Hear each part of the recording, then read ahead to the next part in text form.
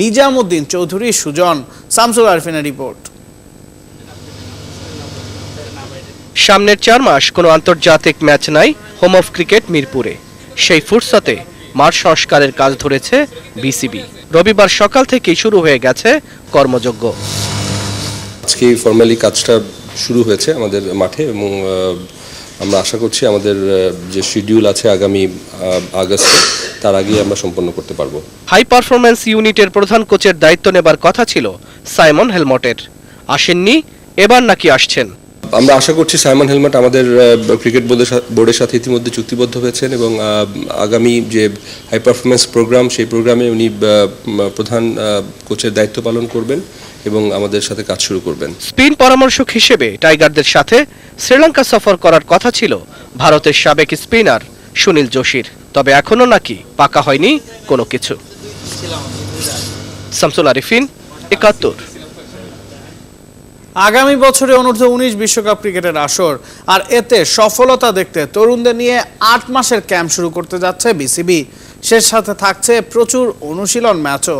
BCB কর্মকর্তা খালেদ মাহমুদ সুজন জানিয়েছেন, ভবিষ্যতে টাইগারদের গড়ে তোলায় আগের চেয়ে বেশি যত্নবান হবেন তারা। বিস্তারিত জানছেন সাইফুল আরিফিন। গেল বছর ঘরের মাঠে হয়েছিল অনূর্ধ্ব 19 বিশ্বকাপ।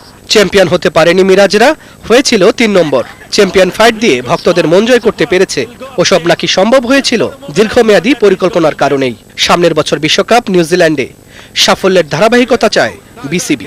নিউজিল্যান্ড কন্ডিশন আমরা জানি অনেক টাফ কন্ডিশন বাচ্চাদের জন্য, আর আমরা চেষ্টা করছি টিমটাকে যতটুকু গুছানো যায়, ছেলেগুলোকে যত ম্যাচ ট্রেনিং করানো যায় এবং আলটিমেটলি আমরা নিউজিল্যান্ডের সাথে কথাও বলেছি যে এটা এখনো ফাইনালাইজ কিছু হয়নি যে ওয়ার্ল্ড কাপের আগে আমরা কিছুদিন আগে ওখানে যেতে পারি কিনা। ওখানে যদি আমরা ওদের সাথে ম্যাচ কোনো খেলতে নাও পারি, আমাদের ট্রেনিং করার জন্য কিছু নিজেদের প্র্যাকটিস ম্যাচ খেলার জন্য আমরা চাই যে একটু আগে যেতে। তো আমি মনে করি যে এই অনূর্ধ্ব দলটাও আমার মনে আস্তে আস্তে ভালো হবে। যুবাদের ম্যাচ প্র্যাকটিসের জন্য নতুন নতুন টুর্নামেন্ট আয়োজন করছে বিসিবি। তারই একটা ইউথ ক্রিকেট লিগ YCL।